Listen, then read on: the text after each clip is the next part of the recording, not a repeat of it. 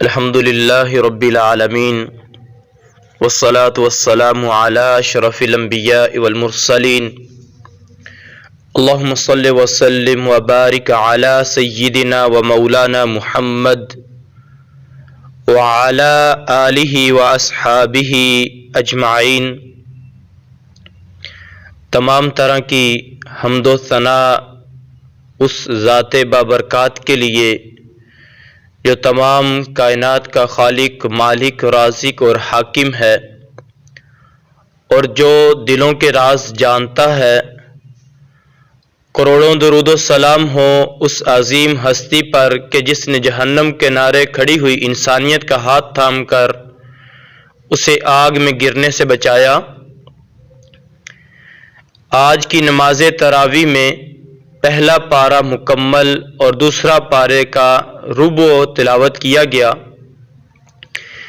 قرآن مجید کے اس حصے میں بنیادی نکات کیا ہیں ان کو جانتے ہیں۔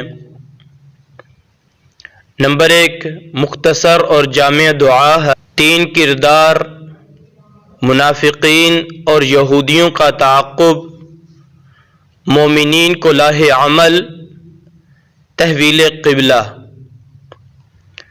مختصر اور جامع دعا۔ ابتدائے قرآن میں سورۃ الفاتحہ ایک دعا کی شکل میں ہمارے پاس موجود ہے۔ اس کو جو شخص شعوری طور پر سمجھتا ہے وہ کبھی گمراہ نہیں ہوتا۔ ہم پورے دن میں اگر صرف فرض رکعتوں کو شمار کریں اور 17 رکعات بنتی ہیں، اور ہر رکعت میں سورۃ الفاتحہ کی شکل میں اللہ سے دعا مانگتے ہیں، اگر اسی سورت کے مفہوم و معنی کو سمجھ کر روزانہ 17 مرتبہ اللہ کی بارگاہ میں حاضر ہوں تو کبھی بھی راہ راست سے ہٹنے کا تصور بھی پیدا نہیں ہو سکتا۔ مختصر اور جامع دعا میں ہم اللہ کی تعریف کرتے ہیں اور اپنی بے بسی کا اظہار کرتے ہیں۔ برملا یہ کہتے ہیں کہ اے رحمان، ہم تیری ہی عبادت کرتے ہیں اور تجھ ہی سے مدد مانگتے ہیں۔ سیدھے رستے پہ چلاتے رہنا جو صدیقین، شہداء، صالحین کا راستہ ہے، اور برے کام سے، طاغوتی راستے سے ہمیں بچاتے رہنا۔ نمبر 2، 3 کردار۔ اس کے بعد سورۃ البقرہ کی پہلی 5 آیات میں ایک ایسا کردار بیان کیا گیا ہے جو رب پر ایمان لاتے ہیں اور اس کے دیے ہوئے دستور کے مطابق اپنا زندگی گزارتے ہیں۔ پھر اگلی 2 آیات میں اللہ سے باغی لوگوں کا کردار بیان ہوا ہے جو اس دنیا میں عقل کے بل بوتے پر یہ سمجھتے ہیں کہ ان کی عقل ہی کامل ہے، اور اسی بنا پر خالق حقیقی کا انکار کر دیتے ہیں۔ اللہ کے ساتھ اور بھی بندگیوں کو جمع کرتے ہیں اور عظیم الشان دستور زندگی سے منہ موڑ کر اپنی مرضی اور خواہشات کے غلام بن جاتے ہیں۔ تیسرا کردار وہ ہے جو پہلے کردار کے ساتھ اور کبھی دوسرے کردار کے ساتھ یہ موقع پرست ٹولہ ہے جو صرف اپنے مفاد کے لیے کبھی ایک کی طرف کبھی دوسرے کی طرف، ان کا کوئی واضح نصب العین نہیں ہوتا، بلکہ حالات کے مطابق یہ کرگٹ کی طرح رنگ بدلتے رہتے ہیں۔ نمبر 3، منافقین اور یہودیوں کا تعاقب۔ اس کے بعد اگلی 13 آیات میں اللہ نے تفصیلی طور پر منافقین کی نشانیاں بتائی ہیں۔ جب ان سے کہا جاتا ہے کہ زمین میں فساد نہ کرو تو یہ کہتے ہیں ہم تو اصلاح کرنے والے ہیں۔ نمبر 2، ان کے دل میں بیماری ہے جس کا علاج ممکن نہیں ہے۔ نمبر 3، جو لوگ بھی ابتدا میں ایمان لائے تو جب منافقین سے کہا کہ ان لوگوں کی طرح ایمان لے آؤ تو وہ کہنے لگے ہم بے وقوف لوگوں کی طرح ایمان لائیں۔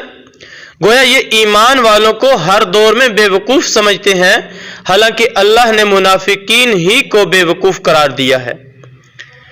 پھر اللہ فرماتا ہے یہ کہتے ہیں کہ ہم نے اللہ اور اس کے رسول کو دھوکہ دیا، جبکہ فی الحقیقت یہ اپنے آپ کو ہی دھوکہ دے رہے ہیں۔